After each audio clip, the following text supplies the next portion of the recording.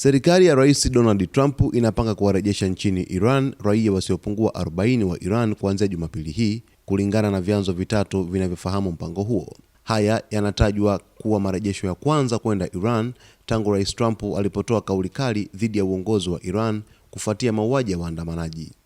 Kwa mujibu wa taarifa kutoka kwa ndugu wa baadhi ya wanaorejeshwa, mawakili na maafisa wa zamani wa uhamiaji wa Marekani, watu hao wana hofu kubwa kwa maisha yao endapo watarudishwa Iran.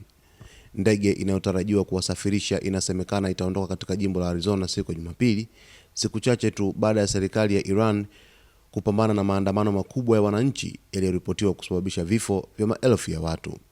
Baadhi ya wanaorejeshwa waliingia Marekani mapema mwaka 2025 wakitafuta hifadhi ya kisiasa, lakini mawakili hao wanasema hawakupata fursa ya kusikilizwa kikamilifu katika mahakama kabla ya kuamriwa kurejeshwa. Wengi wao hawana makosa ya jinai, lakini walikosa vibali maalum vya kusitisha kuondolewa nchini.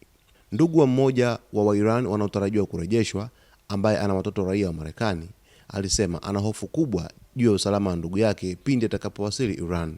Alieleza kuwa mtu huyo aliishi Marekani kwa miaka mingi na alikuwa akishirikiana na mamlaka za uhamiaji, lakini alikamatwa ghafla na kuwekwa kizuizini.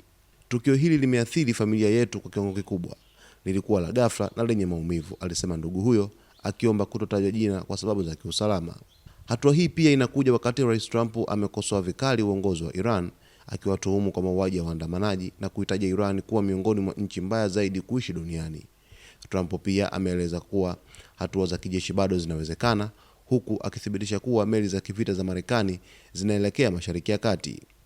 Kwa mujibu wa maafisa wa Iran, Marekani iliwarejesha raia 55 wa Iran mwezi Desemba, na kundi jingine la idadi hiyo lilirejeshwa mwezi Septemba, hatua inayodhihirisha mabadiliko ya sera za Marekani kuhusu marejesho ya raia wa Iran baada ya miaka mingi ya kuwapa hifadhi wa upinzani wa serikali ya Tehran.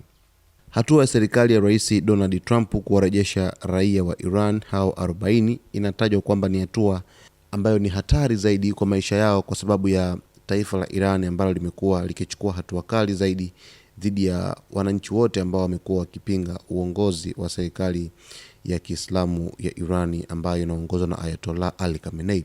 Sasa hatua hii inazidi kuonyesha kwamba ni kwa jinsi gani hofu inazidi kuongezeka katika miongoni mwa raia hao ambao ni 40, huku wengine wakiwa na wasiwasi kwamba labda huenda maisha yao yakawekwa rehani na kuweza kuchukuliwa hatua kali zaidi za kisheria nchini Iran. Sasa huku vuguvugu likizidi kuendelea, lakini bado rais wa Marekani Donald Trump anapambana kuweza kuwarejesha raia wa Iran nchini mwao, ili na hatua zaidi ziweze kuchukuliwa dhidi yao na serikali ya Iran. Basi kwa taarifa zaidi endelea kuwa nasi wakati wote kwa kusubscribe channel yetu, kulike, kucomment pamoja na kushare.